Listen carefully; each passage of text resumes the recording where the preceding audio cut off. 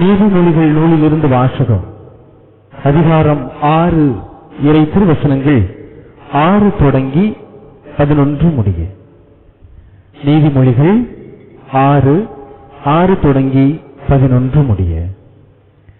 சோம்பேறிகளே, எறும்பை பாருங்கள், அதன் செயல்களை கவனித்து ஞானமுள்ளவராகுங்கள். அதற்கு தலைவனும் இல்லை, கண்காணியும் இல்லை, அதிகாரியும் இல்லை. எனினும் அது கோடையில் உணவை சேர்த்து வைக்கும், அறுவடை காலத்தில் தானியத்தை சேகரிக்கும். சோம்பேறிகளே, எவ்வளவு நேரம் படுத்திருப்பீர்கள்? தூக்கத்தில் இருந்து எப்போது எழுந்திருப்பீர்கள்? இன்னும் சிறிது நேரம் தூங்குங்கள், இன்னும் சிறிது நேரம் உறங்குங்கள். கையை முடக்கிக் கொண்டு இன்னும் சிறிது நேரம் படுத்திருங்கள். வறுமை உங்கள் மீது வழிப்பறி கல்வரை போல் பாயும், ஏழ்மை உங்களை போர் வீரரை போல் தாக்கும். ஆண்டவரின் அருள்வாக்கு. திரு இயேசு கிறிஸ்துவில் பிரியமானவர்களே, எறும்பை கவனியுங்கள். எறும்புக்கு தலைவன் இல்லை, கண்காணியும் இல்லை, ஒருவரும் இல்லை. ஆனால் அவைகளுக்குள் சண்டையும் இல்லை. அவருடைய வேலைகளை அவர்கள் பார்க்கின்றார்கள். இந்த ஒரு இறைவார்த்தை ஒரு உயிரினத்தை பார்க்க சொல்கிறது என்றால் ஆண்டவருடைய படைப்பு எவ்வளவு அருமையானது என்பதை நாம் கவனிக்க வேண்டும். ஒரு எறும்பு எவ்வளவு ஒற்றுமையோடு சென்று எல்லா காலங்களிலும் உணவை சேகரிக்கிறது என்பதை பார்க்க வேண்டும். எனவே அதே போல நாமும் நம்முடைய காலத்திலே எனக்கு அவர் கண்காணிப்பாளராக இருக்கணும், அவர் என்னை ஊக்கமூட்டணும், இவர் என்னை பாதுகாக்கணும் என்று யாரையும் நம்ம நிர்ணயிச்சிட்டோம் அப்படின்னா துன்பம் உடனடியாக வரும். என அவர் பாதுகாத்துக்கிறார், இவர் பாதுகாத்துக்கிறார். நேர்மையான உள்ளத்தோருக்கு ஒரே ஒருவர் தான் முதல்வராக இருக்க வேண்டும். அவர் நம் ஆண்டவர் இயேசு கிறிஸ்துவாகத்தான் இருக்க வேண்டும். அன்னை மரியாளுக்கு முதல்வர் யார்? ஆண்டவர் தான். அவரைத்தான் நம்பி இருந்தார். சக்கேயுக்கு பல முதலாளிகள் இருந்தார்கள். ஆனால் இறுதியில் பார்த்தோம் என்றால் ஒரே ஒரு முதலாளியை தேர்ந்தெடுத்துக் கொள்கிறார். அவர்தான் ஆண்டவர் இயேசு கிறிஸ்து. இரத்தப்போக்கூடிய பெண்மணியை கவனியுங்கள். பல மருத்துவரை தேடி அலைகிறார். தன்னிடம் இருந்த காசுகள் அனைத்தும் போகிறது. ஆனால் இறுதியில் ஒரே ஒரு முதல்வரை தேர்ந்து கொள்கிறார். அவர்தான் ஆண்டவர் இயேசு கிறிஸ்து. பர்த்திமேயு கூட பலவரிடம் சென்று காசு கேட்டுக் கொண்டிருக்கிறார், பிச்சை எடுத்துக் கொண்டிருக்கிறார். இறுதியில் இறைவனிடம் அவர்தான் என்னுடைய முதல்வர் என இறைவனிடமே பிச்சை எடுக்கிறார். இறைவன் அவருக்கு அருள் கொடுக்கிறார். எனவே இன்று நமக்கு யார் முதல்வராக இருக்கிறார், நமக்கு யார் முதலாளிகளாக இருக்கிறார்கள் என்பதை நாம் ஆழமாக சிந்தித்து பார்க்க வேண்டும். கத்தோலிக்க கிறிஸ்துவர்களாகிய நமக்கு இறைவன் மட்டும்தான் முதல்வராக இருப்பாரே ஒழிய வேறு யாருமே முதலாளியாக இருக்கக்கூடாது. அப்படி இருந்துட்டாங்க அப்படின்னா நம்ம இறைவனை உண்மையான உள்ளத்தோடு ஆராதிக்கவில்லை என்பதுதான் அதனுடைய பொருள்படுகிறது. இப்ப ஆண்டவர் இயேசு கிறிஸ்து ஒரு வசனம் சொல்வார், உன்னுடைய பெயரை என்னுடைய உள்ளங்கையில் பொறித்து வைத்திருக்கிறேன் அப்படிங்கிறார். என் பேரை எழுதினாலே அந்த உள்ளங்கை போயிடும். அப்ப இம்புட்டு வேறு பேரையும் எப்படி அவர் எழுதி வச்சிருப்பார்? இப்ப ஒருத்தவங்க பேரு சவரியம்மா, மாரிசாமி, முதமுத்து, மாடுமேக்கி, ஆடுமேக்கின்னு வச்சுட்டோம். இப்படி ஒரு நெட்டுக்க ஒரே பேரா ஒரு 4-5 வரியில இருக்கு. அதை ஒரே கையில எழுதிட்டாருனாலே உள்ளங்கை என்ன ஆகி போச்சு? முடிஞ்சு போச்சு. இன்னைக்கு நம்ம வித்தியாசமா பேர் வைக்கிறோம். அது ஆயாவுக்கும் தெரியாது, அப்பத்தாளுக்கும் கூப்பிட முடியாது. சீச்சி, போப்போ, வாவான்னு பேர் வச்சுக்கிட்டு இருக்கிறோம். அது வேற. அப்ப இப்படிப்பட்ட இந்த ஒரு உள்ளங்கைக்குள் ஆண்டவர் அனைவருடைய பெயரையுமே எழுதியிருக்கிறார் என்றால் இதை நான் எப்படி புரிந்து கொள்ள வேண்டும்? எழுத முடியுமா முடியாதா? முடியுமா முடியாதா? முடியாது. முடியும். இன்னைக்கு நம்ம கையில செல்போன் இருக்கா? அது எதுல இருக்கு? உள்ளங்கையில் இருக்கு. அதுல எத்தனை பேருடைய கான்டாக்ட் நம்பர் இருக்கு? எத்தனை பேருடைய பேரை பதிவு பண்ணி வச்சிருக்கீங்க? ஒரு சாதாரண செல்போன்ல 1500 பேரை மனப்பாடம் பண்ணி அதுல பேரை பதிஞ்சு நம்பரை பதிஞ்சு வச்சிருக்கீங்க. அதை படைச்சவன கடவுள் தான் படைச்சாரு. அப்ப கடவுள் கையில எப்படி இருக்குமா இருக்காத? இப்ப சொல்லுங்க. தம்மா துண்டு நம்ம கையிலே அது இருக்கும் போது ஒரு 100 பேர், 200 பேர், 1000 பேருடைய நம்பரும் பேரும் இருக்கும் போது, பேரு மட்டும் இல்ல, அவருடைய நம்பர் இருக்கு, எண்களும் இருக்கிறது. இருக்கும்போது கடவுள் படைத்தவர் அவருடைய கையில் நம்முடைய பேர் இருக்குமா இருக்காதா? இருக்கும். அந்த நம்பிக்கை நம்மள்ட்ட இருக்கணும். எனவே கடவுளுடைய உள்ளங்கையில் நம்முடைய பெயர் என்ன பண்ணப்பட்டிருக்கிறது? பொறிக்கப்பட்டிருக்கிறது என்பதை நாம் ஆணித்தரமாக ஏற்றுக்கொள்ள வேண்டும். அப்ப என்னுடைய பெயர் கடவுளுடைய கையில் இருக்கிறது என்றால் நான் எவருடைய கையில் இருக்கிறேன்? நான் எவருடைய கையில் இருக்கிறேன் என்பது பொருள்படுகிறது. என்னுடைய வாழ்க்கை சரியான ஒரு நேர்கண்ணோட்டத்தோடு போகிறதா, இல்லை விலகி விலகி சென்று கொண்டிருக்கிறதா என்பதை நாம் ஆழமாக சிந்திக்க வேண்டும். இன்னைக்கு தியானித்துக் கொண்டிருக்கும் போது நல்ல ஒரு வசனங்கள் வார்த்தைகளாக வந்து கிடைத்தது. என்னன்னா, கடவுளை பற்றி கடவுளிடம் பேசுங்கள், அதுதான் ஆராதனை. கடவுளை பற்றி கடவுளிடம் பேசுங்கள், அதுதான் ஆராதனை. கடவுளை பற்றி பிற மனிதரிடம் பேசுங்கள், அதுதான் நற்செய்தி பணியாளர்.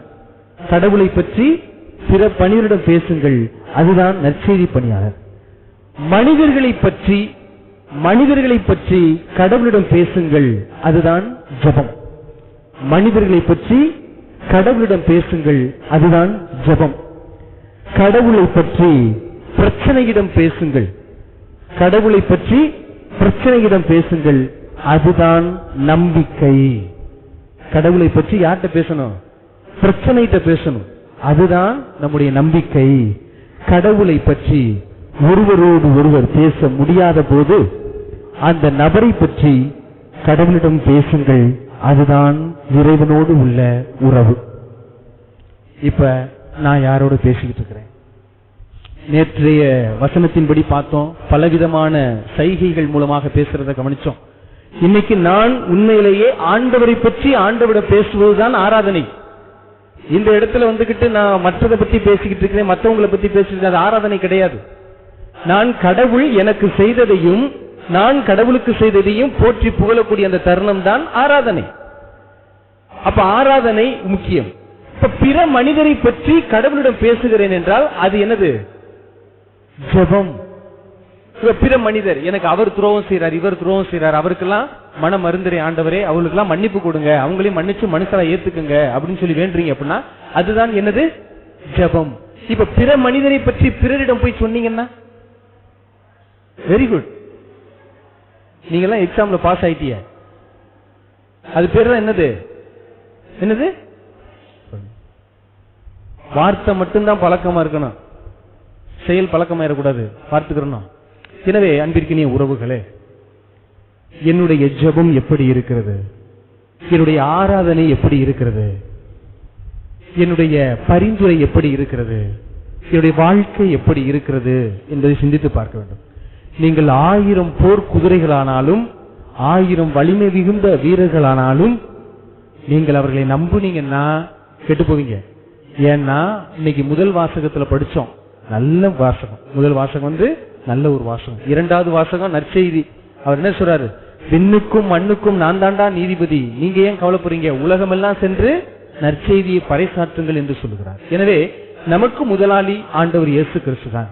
ஏனென்றால் அவர் விண்ணுக்கும் மண்ணுக்கும் அரசர் என்பதை நான் பார்க்கிறோம். நான் ஏன் கிறிஸ்தவனாக இருக்கிறேன்? எங்க அப்பா அம்மா கிறிஸ்தவர், அதனால நான் கிறிஸ்தவர். எங்க ஆயா அப்பத்தா கிறிஸ்தவர்கள், அதனால நானும் கிறிஸ்தவர்கள். அப்படி இருந்தோம்னா நம் மடையர்கள் எப்படி ஃபாதர் சொல்றீங்க அப்படின்னா, அவங்க செஞ்சாங்க அதே தான் நானும் செய்யறேன். இது வழக்கம் பழக்கமா போயிடும். உண்மையான ஒரு உள்ளத்தோடு நான் செய்ய வேண்டும் என்றால் அதை நான் எப்படி செய்ய வேண்டும்? இப்ப எங்க அப்பத்தான் ஆயா விரும்பினாங்க அப்படின்னா அப்படி கிடையாது. இப்ப எனக்குள்ள இந்த கேள்வி கிளம்பியது, நான் ஏன் கிறிஸ்தவனா இருக்கணும் முதல்ல அப்படின்னா அதுக்கு 2 வசனங்கள் எனக்கு தேவைப்பட்டது. ஒன்று, நானே முதலும் முடிவும் அப்படிங்கிறது. அப்ப முதலும் முடிவாக இருக்கிறது இவர் ஒருத்தர் தான். இரண்டாவது, இவரே நானே வாழ்வும் வழியும் ஒளியும் உண்மையும் சொல்லி முடிச்சிட்டார். இதுக்கு மேல வேற எதுவுமே நமக்கு தேவையில்லை கிறிஸ்தவனா இருக்கிறதுக்கு. ஏனென்றால் இன்னைக்கு நற்செய்தி வாசகத்தில் கூட அவரே அவருடைய வாயாலே சொல்லுகிறார், விண்ணுக்கும் மண்ணுக்கும் நான் தான் கடவுள், தந்தை மகன் தூய ஆவியாரின் பெயரால் திருமுழுக்கு கொடுங்கள் அப்படின்னு சொல்லி அவர் சொல்றாருன்னா, நம்முடைய ஆண்டவர் விண்ணுக்கும் மண்ணுக்கும் நமக்கும் அரசராக இருக்கிறார். ஆனா நம்ம என்ன பண்றோம் தெரியுமா? சோசியக்காரங்களை நம்பி போய் ஏமாந்து போயிடுறோம். இன்னைக்கு நம்ம அவங்களுடைய மீது வச்சிருக்கக்கூடிய அந்த நம்பிக்கை, அளப்பரிய நம்பிக்கை பெரிதாக இருக்கிறது. அதனால தான் இன்னைக்கு உதாரணமா சொன்னேன், ஒரு பூசையில சொன்னேன், என் வீட்டுக்கு பக்கத்துல இருக்கிறவருக்கு திருமணம் ஆகாம ரொம்ப நாள் அவருடைய மகள் காத்திருக்கிறாங்க. உடனடியா இவங்க போய் காரைக்குடியில போய் அங்கே ஒரு சோசியர் மிக பேமஸான ஆளு அப்படின்னு சொல்றாங்க. அவளை போய் பார்த்துட்டு வர்றாங்க. அவர் சொல்றாரு, உங்களுக்கு கூடிய விரைவில் மாப்பிள்ளை அமையும், அடுத்த மாசம் 1ஆம் தேதி வந்து என்னைய பாருங்க அப்படின்னு சொல்லிட்டார். இவங்களும் 5001 மொய் எழுதிட்டு வீட்டுக்கு வந்துட்டாங்க. வீட்டுக்கு வந்துட்டு அடுத்த மாசம் 1ஆம் தேதி வரைக்கும் மாப்பிள்ள வரல. திருப்பி பொட்டி கட்டிட்டு போறாங்க. அங்கே பார்த்தா அவர் 28ஆம் தேதியே செத்து போயிட்டாராம். நடந்தது. அவர் என்ன பண்ணிட்டாரு? 28ஆம் தேதியே செத்து போயிட்டார்.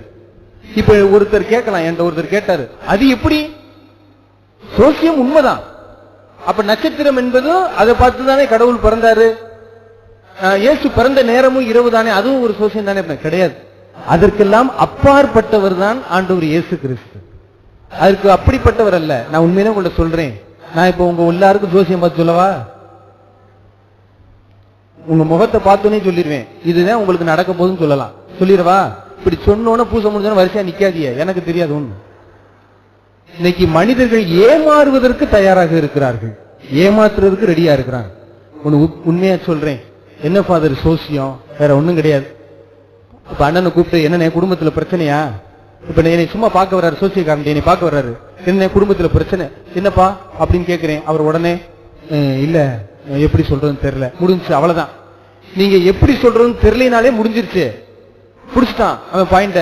ஏன்னா 3 வகையான சோசியம் தான் இருக்கு. ஒண்ணு கவலை, மூணாவது ஒரு குண்டை தூக்கி போடுவாங்க. குடும்பத்து நல்லா இருக்க குடும்பத்துல உங்களுக்கு யாரோ செய்வன வச்சிருக்கிறாங்க, அது உங்க கொழுந்தியாதேன், வேற யாரும் இல்லைன்றாங்க. உங்க மாமியாதேன், யாரும் இல்லை அப்படின்றாங்க. உங்க மருமகனே, யாரும் இல்லைன்றாங்க.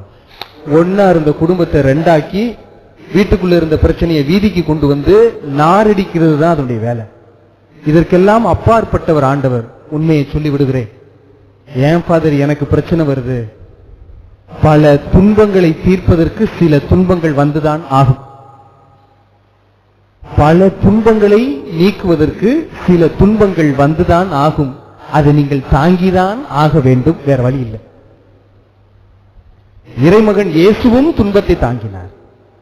இறைவனுக்கும் துன்பம் உண்டு. அதனால்தான் அழகா அகுஸ்தினார் எழுதுகிறார், பாவமே இல்லாத ஒரு மனிதரை படைக்க தெரிந்த கடவுளுக்கு ஏன் துன்பமே இல்லாத ஒரு மனிதனை கூட படைக்க முடியவில்லை? இயேசு கிறிஸ்துவின் மீது பாவமே இல்லை, பாவமே இல்லாத ஒரு மனிதர், ஆனா துன்பம் இல்லாம அவர் இல்லையே. துன்பம் இருந்ததே. அப்ப நான் மட்டும் ஏமாத்துறோம்? எனக்கு துன்பம் வந்தோன்னா நான் ஏன் குலைஞ்சு போயிடுறேன்? அதனால இன்னைக்கு வந்த வரிகளில் சொல்லக்கூடிய என்னது? பிரச்சனையிடம் கடவுளை பற்றி பேசு, அதுதான் நம்பிக்கை. பிரச்சனையை பார்த்து என்கிட்ட பெரிய ஆள் இருக்கிறாரா அப்படின்னு பேசணும். தாவீது ஏன் வென்றார்? தாவீது ஏன் வென்றார்? சவுலுக்கு பிரச்சனையாக இருந்தது கோலியாத்து, ஆனா கையில் ஆயுதம் இருக்கு, பலன் கொடுக்க முடியல, யாரும் முன்னால் போக முடியல. ஆனா தாவீது அதை பிரச்சனையாகவே பார்க்கல. ஏன்னா அவருக்கு முதல்வர் ஆண்டவர் இயேசு கிறிஸ்து, அவ்வளவுதான். அப்ப அவரை நம்புகிறார். அதான் கவனையை வச்சுக்கிட்டு சுழட்டிக்கிட்டு எறிகிறாரு. உடனே பொட்டுக்குழியில் அடிச்சு காலியாத்தா மாறிடுறார். கோலியாத்து அங்கேயே காலியாயிடுறார். அதான் அவருடைய திட்டமாக இருக்கிறது. நாம் கடவுள் மீது நம்பிக்கை வைத்து விட்டோம் என்றால் மலை போல துன்பம் வந்தாலும் அதை பனி போல கரைய செய்வார். ஆனா நம்ம தான் என்ன பண்றது இல்லை அப்படின்னா, நல்ல வெஞ்சனம்லாம் இருக்கும், ஆனா ஒரு சிலர் கேட்பாங்க பாத்தீங்களா, கொஞ்சோண்டு ஊறுகா இருந்தா வைங்க அப்படின்னு சொல்லிட்டு, அது மாதிரிதான் நம்ம ஆண்டவரை பயன்படுத்தக்கூடிய நபர்களாக மாறுறோம். அப்பா முடிஞ்சு போச்சு, அவ்வளவுதான், சோறு பூரா உள்ள இறங்கிடும் அப்படின்னு நினைச்சுக்கிட்டு இருக்கிறோம். கிடையாது. அப்படிப்பட்டவர்கள் ஆண்டவர். இவர் தான் முக்கியமான உணவு. ஆனால் இன்று இவரை ஒரு ஊறுகாய் போல பயன்படுத்தக்கூடிய ஒரு குடும்பத்தில் என்னாலும் பிரச்சனை குறையாது. நீங்கள் நம்பிக்கையோடு ஜெபியுங்கள். நீங்கள் உண்மையிலே கத்தோலிக்க கிறிஸ்தவர்களான என்பதை சில உதாரணங்கள் மூலமாக நான் உங்களுக்கு சுட்டி காட்டுகிறேன். பிற மத சகோதரர்களிடம் நீங்கள் கிறிஸ்துவை எப்படி கொண்டு போய் சேர்க்கிறீர்கள்? அவர்கள் நல்ல வேளை நம்ம கிறிஸ்தவன் இல்லைன்னு சொல்ற அளவுக்கு நம்ம வாழ்கிறோமா? பரவாயில்ல, கிறிஸ்தவங்களே இப்படி இருக்கிறாங்களா அப்படின்னு சொல்லி முன் உதாரணமாக இருக்கிறோமா? இரண்டாவது, குடும்ப ஜெபம் சொல்றோமா? குடும்ப ஜெபம் சொல்றோமா? சரி, குடும்ப ஜெபம் சொல்லும் போது பிள்ளைகள் எல்லாம் பக்கத்துல இருக்கிறாங்களா? மூணாவது, பிள்ளைகள் எல்லாம் பக்கத்துல இருக்காங்கன்னா ஒன்னு சொல்லிக்கிறேன் பெற்றோர்கள்ட்ட, உங்களுக்கு அனுபவம் கிடைச்சதுனால நீங்க அமைதியா வேண்டுறீங்க. உங்களுக்கு அனுபவம் கிடைச்சதுனால நீங்க அமைதியா வேண்டுறீங்க. இதே நீங்க 5 வயசு பிள்ளையா இருக்கும்போது இப்படியா உட்கார்ந்து இருந்தீங்க, சேர்ல இப்படியா கம்முன்னு உட்கார்ந்து இருந்தீங்க, உசுர வாங்குனீங்க. 5 வயசு பிள்ளையா இருக்கும்போது 3 வயசு பிள்ளையா இருக்கும்போது உசுர வாங்கணும். இன்னைக்கு ஏன் கம்முன்னு உட்கார்ந்து இருக்கிறோம்? பெஞ்சில உட்கார்ந்து இருக்கிறோம், தரையில உட்கார்ந்து இருக்கிறோம், சேர்ல உட்கார்ந்து இருக்கிறோம். எதுக்கு உட்கார்ந்து இருக்கிறோம்? அனுபவம் கிடைத்தது, அதனால் நம்ம அமைதியா உட்கார்ந்து இருக்கோம். இன்னைக்கு குழந்தைங்களுக்கு அனுபவம் கிடைக்கல. அவங்கள புடிச்சிட்டு சுப் உட்கார் உட்கார் 2 முழங்கால் போடு கையை கும்பிடு சொல்லாதீங்க. அது உங்களை பார்த்து கற்றுக்கொள்ள வேண்டும். அப்படி மிரட்டாதீங்க. நீங்க கடவுளை ஒரு கல்வனாக காமிக்கிறீங்க. கடவுள் என்பவர் தண்டிக்க போறார் அப்படிங்கறத சுட்டி காட்டுறீங்க. கிடையாது. கடவுள் என்பவர் அன்பு செய்யக்கூடியவர்.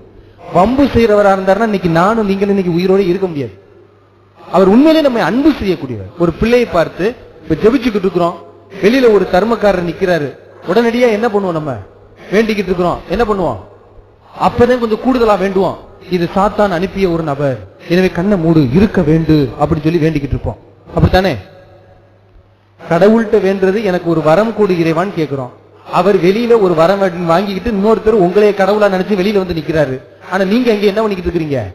அருள் நிறைந்த மரியே வாழ்க ஆண்டவர் உம்முடன். இன்னும் அவருக்கு சவுண்டு போறதை விட நம்ம சவுண்டு மேற்கொண்டு வேற கத்தி கொண்டிருப்போம். காரணம் என்ன? கடவுள் வரம் கொடுக்கிறார், அதை நாம் பெற மறுக்கிறோம். கடவுள்கிட்ட நம்ம ஞானம் கேட்கிறோம், அப்ப ஞானத்தை வாங்கணும்னா பிரச்சனையை தர்றாரு. அப்புறம் பிரச்சனை ஏன் இறைவான்னு சொல்லி நம்ம கேட்டுட்டு உட்கார்ந்துருக்கிறோம். அப்ப பிரச்சனை என்று ஒன்று வந்தால்தான் ஞானம் என்ற ஒன்று வரும். அப்ப ஞானம் வேணும் அப்படின்னா நோகாம நொங்குதிங்கிறது அல்ல. கொடுக்கிற தெய்வம் கூரை வீடு எங்கேயாவது இருக்கா? அப்ப இனிமேல் என்ன சொல்லணும்? கொடுக்கிற தெய்வம் காங்கிரீட் வீட்டை ஒட்டச்சுக்கிட்டு தான் கொடுக்கும் அப்படின்னு சொல்லணும் இனிமேல். அப்ப இப்படிப்பட்ட இந்த வாழ்க்கையில் நான் எப்படிப்பட்ட ஒரு நபராக இருக்கிறேன்? அப்ப இறைவன் என்னுடைய பிள்ளைக்கு நான் எந்த அளவிற்கு கடவுளை அறிமுகப்படுத்துகிறேன்? ஒரு கிறிஸ்துவை நான் எப்படி ஒரு கிறிஸ்தவனாக வாழ்வதற்கும் வணங்குவதற்கும் சொல்லிக் கொடுக்கிறேன்? சொல்லுங்க. நீங்கள் வார்த்தையால் கடவுளை அறிவிக்காதீர்கள். அதுக்கெல்லாம் எங்களை வச்சிருக்கிறார். வார்த்தையால் கடவுளை அறிவிச்சுக்கிட்டே இருக்காதீங்க. கடவுளை கடவுளைன்னு சொல்லிட்டுலாம் இருக்காதீங்க. அதுக்கு எங்களுக்கு கொடுத்துக்கிறார். நாங்க அந்த வேலையை செய்யறதா உங்களை விட எங்களுக்கு தான் 100 மடங்கு தண்டனை கிடைக்கும். அது எங்களுக்கு. கவலைப்படாதீங்க. நீங்க எல்லாம் எங்களுக்கு தண்டனை கொடுக்கறதுல தண்டனை கிடையாது. எங்களுக்கு தண்டனை கடவுள் கொடுப்பார். என் வேலையை நான் செய்யலைன்னா. வார்த்தையால் போதிக்காதீர்கள், மாறாக நீங்கள் வாழ்ந்துதான் போதிக்க வேண்டும். நீங்க வார்த்தையால இங்க அருள் இருந்த மறிவாளு சொல்றீங்க, வீட்டுல போய் என் மாமியால தூக்கி போட்டு இன்னைக்கு மிதிக்கணும் அப்படின்னா முடிஞ்சு போச்சு. அருள் இருந்த மறிவாளுக்கு அங்கே இருள் நிறைந்த மாதிரியே வாழ்வு மாறி போச்சு. அப்ப என்னுடைய வார்த்தை கோவிலில் புனிதமாக இருக்கிறது, வீட்டிற்கு சென்றால் அசுத்தமாக மாறிவிடுகிறது. ஏன் காரணம்? நான் முழு நேர கிறிஸ்தவனாக இல்லை, பகுதி நேர ஒரு குறிப்பிட்ட நேரம் மட்டும்தான் நான் கிறிஸ்தவனாக இருப்பேன். குறிப்பிட்ட நேரம் மட்டும்தான் உதவி செய்வேன். தவக்காலத்தில் மட்டும்தான் அந்த காவி உடை அணிந்து. இன்னைக்கெல்லாம் ஒரு அம்மா இன்னைக்கு ஃபாதர் இந்த இயேசுனாரு அந்த பாலைவனத்துக்கு போனாரு மனுஷன், ஒரு 100 நாள் போயிருக்க கூடாது, 40 நாளோட வந்துட்டாரு சாமி அப்படின்னா. ஏமா இந்த 40 நாள் தான் சாமி என் புருஷன் குடிக்காம இருக்கிறாரு, இதே 100 நாளா இருந்துச்சுன்னா நல்லா இருந்திருக்கும் குடும்பம் அப்படின்னு சொல்லி வேண்டக்கூடிய அளவிற்கு இன்னைக்கு குடும்பம் மாறிடுச்சு. அப்ப எப்படிப்பட்ட ஒரு துன்பத்தை அனுபவிக்கக்கூடிய மனிதர்களாக நாம் இருக்கிறோம் என்பதை சிந்தித்து பார்க்கிறோம். அப்ப நான் பிறருக்கு என்னுடைய கிறிஸ்துவை எப்படி காட்டுகிறேன்? என்னுடைய நான் ஒரு கிறிஸ்தவன் என்பதை கிறிஸ்துவாக மாறி காட்டுகிறேனா? இல்ல ஆண்டவர் உங்களை அன்பு செய்கிறார், ஆண்டவர் உங்களை நேசிக்கிறார் என்று சப்ப கட்டு கட்டி கொண்டு நாம் தப்பித்து ஓடிவிட பார்க்கிறோமா? நம்முடைய வாழ்க்கையை கவனிக்கிறார்கள். இன்னைக்கு நீங்க கவனிங்களே, மறைக்கல்வி ஞாயிற்றுக்கிழமை நடக்குது. எத்தனை குழந்தைங்க வர்றாங்க? அந்த குழந்தைங்கள்ட்ட எல்லாம் சொல்லி விட்டோம், மறைக்கல்வி ஆசிரியருடைய எண்கள்ல இணைந்து தினமும் ஒரு வசனத்தை வாசித்து அனுப்ப வேண்டும் என்று சொன்னோம். இன்னைக்கு வரைக்கும் மங்காம்பட்டியிலிருந்து ஒரே ஒரு குடும்பம் தான் 2 பிள்ளைகளையும் வாசிக்க வச்சு அனுப்புறாங்க. இங்க டீச்சர் மகள் இருக்கு, வாத்தியார் மகள் இருக்காங்க, யாரும் அனுப்பல. ஒரே ஒரு குடும்பம் தன்னுடைய மகன் மகளை இருவரை வாசிக்க வைத்து என்னிடம் இன்று வரையிலும் அனுப்பி கொண்டிருக்கிறார்கள் மங்காம்பட்டியிலிருந்து. அப்ப அங்கே இருக்கக்கூடிய 70 பெற்றோர்கள் என்ன செய்து கொண்டிருக்கிறார்கள்? என் பிள்ளை அறிவியலை படிக்க வேண்டும், என் பிள்ளை கணக்கை படிக்க வேண்டும், என் பிள்ளை தமிழை படிக்க வேண்டும். எல்லாம் நல்லா படிப்பாங்க. வாங்குற சம்பளத்தை ஓட்ட பாக்கெட்ல போட சொல்லி கொடுக்குறீங்க. நீங்க வாங்குற சம்பளத்தை பொத்தலான பையில் போட சொல்லி கொடுக்குறீங்க. கொஞ்சமாவது ஞானத்துக்கு கற்றுக் கொடுங்க. அப்பதான் எவ்வளவு வாங்கினாலும் அதை எப்படி செலவு செய்ய வேண்டும் என்று கற்றுக் கொடுக்க முடியும். கல்வி ஏட்டு சுரக்காய் கறிக்கு உதவாது. அம்மா சுரக்காய் வாங்கிட்டு வர சொன்னாங்கன்னா 5ஆம் கிளாஸ் பிள்ளை என் புத்தகத்துல சுரக்காய் இருக்கு வாங்கி சமைச்சு போடு அப்படின்னு சொல்ல முடியுமா? சொல்ல முடியாது. ஏட்டு சுரக்காய் கறிக்கு உதவாது. எனவே நாம் ஏட்டு சுரக்காய்களாக இருந்து விடக்கூடாது, நாம் ஏட்டு கிறிஸ்தவர்களாக இருந்து விடக்கூடாது, வாழ்வின் கிறிஸ்தவராக இருக்க வேண்டும். அப்ப என்னுடைய வாழ்க்கை எப்படி இருக்கிறது?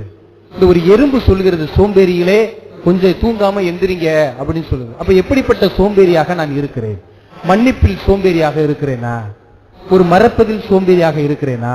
இன்னைக்கு நீங்க மன்னிச்சிருங்களே, விண்ணுக்கும் மண்ணுக்கும் ஆண்டவர் அவர்தான் நீதிபதியாக இருப்பார்.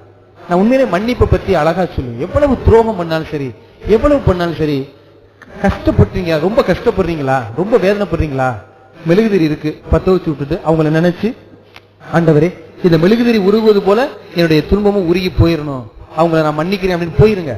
கடவுள் நீதிபதியா வந்து பார்த்துக்கிடுவார். மேலும் மேலும் துன்பம் செய்கிறவர்களுக்கு பார்த்து கொண்டே இருப்பார். துன்பம் அவர்களுக்கு அதிகமாகும் திருந்தவில்லை என்றால். ஏன்னா கெட்டவங்களுக்கு ஆண்டவர் கொஞ்சம் கொடுத்துக்கிட்டே இருக்கிற மாதிரி தான் இருக்கும். கடைசியில காரை வாரி விடுவார் பாருங்க, அவங்களால எந்திரிக்கவே முடியாது. கெட்டவங்க விறுவிறுன்னு மேல ஏறது மாதிரி தான் இருக்கும். நீங்களாம் இன்னைக்கு சொல்றீங்கல்ல, பல பேர் வந்து அவங்க கோயிலுக்கே வரமாட்டாங்க, அவங்க எந்த கோயிலுக்கு போனதில்ல, அவங்க ஜெபமே சொல்ல மாட்டாங்க, ஆனா அவங்க குடும்பம் இவ்வளவு ஆசீர்வாதமா இருக்குது, கடவுள் ஆசீர்வதிச்சிருக்கிறாரு அப்படின்னு சொல்லுவாங்க. சவுலை ஆசீர்வதித்தார் கடவுள். சவுலை ஆசீர்வதித்து அரசனாக்கினார். கடைசியில கழட்டி விட்டார் ஆபீஸ் பொறுப்ப. எப்படி நேரம் ஆச்சு? சறுக்குனவன் குடும்பத்தையே காலி பண்ணார், மகன் மகள் எல்லாரையும் காலி பண்ணார். அதே போல் நிலைமைக்கு நம்மளும் ஆகிவிடக் கூடாது. எனவே ஏட்டு சுரக்காய் கிறிஸ்தவர்களாக நாம் வாழ்ந்துவிடக் கூடாது. நாம் வாழ்வின் கிறிஸ்தவர்களாக இருக்க வேண்டும். நீங்கள் பிறரை பற்றி மட்டும் பேசாமல் இருங்கள். உங்கள் வாழ்க்கை எவ்வளவு சிறப்பாக இருக்கும் என்பதை சிந்தித்து பாருங்கள். இன்னைக்கு ஒரு நாள், இந்த இரவுல இருந்து நாளைக்கு சாயந்தரம் வரைக்கும் இந்த நற்கருணை ஆண்டவர்ல என் நாக்கை ஒப்படைக்கிறேன். இந்த நற்கருணை ஆண்டவர்கிட்ட என் நாக்கை ஒப்படைக்கிறேன். இந்த நாக்கிலிருந்து யாரையும் இகழ்ந்து பேச மாட்டேன். அவங்கவுங்க தப்பு செஞ்சா அவங்கவுங்க பாத்துக்குருவாங்க கடவுள். நம்ம ஒண்ணு அவங்களை தண்டிக்க வேணாம். நம்ம எல்லாம் நீதிபதி எல்லாம் கிடையாது. ஏன்னா நம்ம எப்படிப்பட்ட ஆளு, பிறர் தவறு செய்யும் போது நம்ம நீதிபதியா மாறிக்கிறோம், பிறர் தவறு செய்யும் போது நீதிபதியா மாறிக்கிறோம், நம்ம தவறு செய்யும் போது வழக்கறிஞரா மாறிக்கிறோம். அப்ப பிறர் தவறு செய்யும் போது நீதிபதியா மாறி அவன் அப்படிப்பட்டவன் அவ அப்படிப்பட்டவன் சொல்லி உடனே நீதிபதியா தீர்ப்பு சொல்லி முடிச்சிடறோம். அதே நம்ம தவறு செய்யும் போது வக்கீலா மாறி நான் அப்படி பண்ணல, நான் இப்படித்தான் பண்ணேன் அப்படின்னு சொல்லி நமக்காக நம்மளே வாதாடி கொண்டிருக்கக்கூடிய நபர்களாக மாறிக்கொண்டிருக்கிறோம். கொஞ்சம் சிந்தித்து பாருங்க. நமக்கு வக்கீலும் நீதிபதியும் ஒருத்தர் தான், அவர் ஆண்டவர் மட்டும்தான். நல்லவருக்கெல்லாம் ரெண்டே சாட்சி தான், ஒன்று மனசாட்சி, இன்னொன்று தெய்வத்தின் சாட்சி. இது மட்டும்தான் நம்முடைய நம்பிக்கையாக இருக்க வேண்டும். எனவே அன்பிற்கினிய உறவுகளை சற்று நீங்கள் ஆழமாக சிந்தித்து பாருங்கள். நான் இன்று வரையிலும் எவரை பற்றியாவது இல்லாதது பொல்லாதது இருந்தது இருக்க போறது பேசியிருக்கிறேனா, என்னை மன்னிச்சுக்குங்க. என் நாக்கு ஒப்பு கொடுத்து நான் ஜெபிக்கிறேன் ஆண்டவரே, என் கண்ணை ஒப்பு கொடுத்து ஜெபிக்கிறேன். மற்ற வீட்டுல என்ன நடக்குதுன்னு பார்த்துக்கிட்டே உட்கார்ந்துருக்கேன் பாத்தீங்களா, அந்த கண்ணு அந்த நேரத்தை பூரா இழந்தேன் பாத்தீங்களா, அதுக்காக நான் ஒப்பு கொடுத்திருக்கிறேன். நான் பிறரை பற்றி குற்றம் சொல்ல என்னுடைய வாயும் என்னுடைய கால்களும் ஓடிச்சு பாத்தீங்களா, அதை நினைச்சு நான் உங்களுக்கு ஒப்பு கொடுக்கிறேன். கழுவுங்க, சுத்தமாக்குங்க அப்படி சொல்லி இறைவனிடம் நாம் மன்றாட வேண்டும். அவர் நம்மை நல்ல முறையில் மன்றாடுவார். இல்லை என்றால் அவர் உள்ளங்கையில் பெயரை பொய்த்து வைத்திருக்கிறார், நாம் தான் நம்முடைய பெயரை அழித்துக் கொண்டிருக்கிறோம் என்பதை சிந்தித்துக் கொள்ள வேண்டும். இறைவன் ஒருபோதும் அழிப்பவர் அல்ல, காப்பவர். நம்மை அழைத்தார். எரேமியா 1:5 என்ன சொல்லி அழைச்சாரு? தாயின் கருப்பையில் உருவாகிறதுக்கு முன்னே என்னை அழைச்சிருக்கிறார். அப்ப அழைத்தார். அப்ப அழைத்த இறைவன் நம்மை அறிந்திருக்கிறார். அறிந்ததுதான் தாயின் கருப்பை. அப்ப அழைக்கிறார் என்றால் அதே விடுதலை பயணம் 3 நாள்ல என்ன சொல்றாரு அப்படின்னா, மோசையை பார்த்து இங்க வா, போய் இஸ்ரேல் மக்களை விடுவி அப்படின்னு சொல்லி அழைக்கிறார். அதே அனுப்புறார். நம்மளை அறிந்திருக்கிறார். எரேமியா 1:5. அதான் தாயின் கருப்பையில் உருவாகும் முன்பே நம்ம அறிந்திருக்கிறார். அழைக்கிறார். விடுதலை பயணம் 3:4 இங்க வா, இஸ்ரேல் மக்களுக்கு விடுதலை கொடு. நம்மை அனுப்புகிறார். மார்க் 16 உலகமெல்லாம் சென்று படைப்பிற்கெல்லாம் நற்செய்தியை பறைசாற்றுங்கள்லாம் சொல்றாரு. நாம் என்ன செய்து கொண்டிருக்கிறோம்? பக்கத்து வீட்டுக்கெல்லாம் சென்று துர்ச்செய்தியை பரிமாற்றி கொண்டிருக்கிறோம், நற்செய்தியை பரிமாற்றவில்லை. அது மிகப்பெரிய ஒரு அவல நிலைக்கு மாறிவிடும். எனவே அன்பிற்கினிய உறவுகளே, இன்று நம்மை நாமளே திருத்தி கொண்டோம் என்றால் நமக்கு எந்த பிரச்சனையும் இல்லை. நம்மளை மற்றவங்க கையில ஒப்பு கொடுத்து அவங்க தான் என்னை திருத்தணும்னு மட்டும் நினைச்சிடாதீங்க. ரொம்ப வேதனையா இருக்கும். அந்த வாழ்க்கை ரொம்ப வேதனை. பாக்குற இடம், போற இடம், வார இடம் பூரா ஏண்டாப்பு இருக்கிறேன்னு சொன்னாங்கன்னா அது எவ்வளவு பெரிய வேதனையை கொண்டுட்டு வரும் அப்படிங்கிறது உண்மையா தான் இருக்கும். இன்னொன்று சொல்லிக் கொள்கிறேன், 50 வயசை கடந்துருச்சு அப்படின்னா, 50 வயசை கடந்துருச்சு அப்படின்னா முழு கட்டுப்பாடு வேண்டும். முழு கட்டுப்பாடு வேண்டும். எப்படி பாரு, வாய் பூட்டு போட்டுருங்க. அமைதியா இறைவனுக்கு நன்றி சொல்ல வேண்டிய நாட்கள் அது. 50 வயது ஆயிருச்சுனாலே நன்றி என்ற ஒரு வார்த்தையை நாம் பயன்படுத்த வேண்டும்.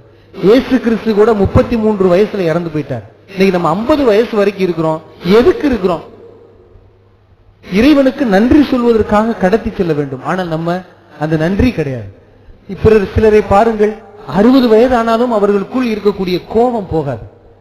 70 வயதானாலும் கோபம் போகாது. 75 வயசுல சொத்து சண்டை நடக்குது. பெரிய ஃபாதர் பஞ்சாயம் பண்ணிக்கிட்டு இருக்காப்புல. 75 வயசுல சொத்து சண்டை நடந்துகிட்டு இருக்கு. அப்ப என்னதான் இந்த வாழ்க்கையில் இவர்கள் அனுபவிக்க போகிறார்கள்? 75 வயசுல சொத்தை சேர்த்துக்கிட்டு இவருக்கு எத்தனை வருஷம் தான் வாழ போறாரு? எப்படிப்பட்ட ஒரு சூழ்நிலைக்கு நாம் கடந்து செல்லு கொண்டிருக்கிறோம் என்பதை சிந்தித்து பார்க்க வேண்டும். எனவே நாம் ஏட்டு சுரக்காய் கிறிஸ்தவர்களாக வாழாமல் இருக்க, இறைவனிடம் நம்முடைய ஆசீர்வாதம் பெற நம்மை நாம் ஒப்புக் கொடுத்து ஜெபிக்க வேண்டியது நம்முடைய கடமையாக இருக்கிறது. எனவே சக்கேயு தன்னுடைய முதல்வராக ஆண்டவர் இயேசு கிறிஸ்துவை தேர்ந்து கொண்டார். அதனால் அவர் ஆபிரகாமின் மகனாக மாற்றப்பட்டார். இரத்தப்போக்குடைய பெண்மணி தொட்டார், அவர் வெரோனிகாவாக மாற்றப்பட்டார். எனவே பர்த்திமேயுடன் தொட்டார், ஒளி பெற்று எல்லாரையும் பார்க்க, நல்ல முறையில் பார்க்க கற்றுக்கொண்டார். அதுவரையிலும் அவருடைய கண் ஊனக்கண்ணாக இருந்தது. அவரை தொட்டார், ஞான கண்ணாக மாற தொடங்கியது. எனவே நாமும் அப்படிப்பட்ட ஒரு உள்ளத்தோடு தொட்டோம் என்றால் நமக்கும் சுகம் கிடைக்கும் என்ற ஒரு முழு நம்பிக்கை நம்மிடம் இருக்கும். எனவே அனைவரும் முழங்கால் படியிட்டு இயேசுவின் அன்பை மறந்திடுவாயோ என்ற பாடலை நாம் அனைவரும் இணைந்து பாடி மன்றாடுவோம்.